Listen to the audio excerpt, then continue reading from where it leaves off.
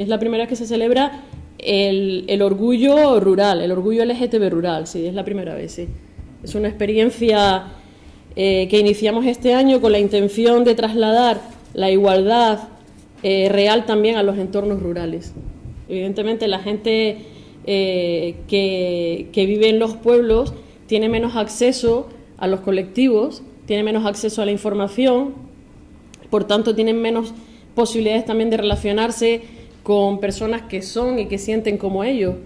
En muchos casos, Mar seguramente os podrá hablar también de eso por su experiencia en el colectivo Landa, este tipo de personas, además, las personas LGTB que viven en los entornos rurales, además, viven un aislamiento que les obliga a llevar dobles vidas, a no salir nunca del armario, precisamente por esa dificultad, ¿no?, de poder ser tal cual por el miedo a lo mejor a ser señalados o ser discriminados dentro de su entorno, ¿no?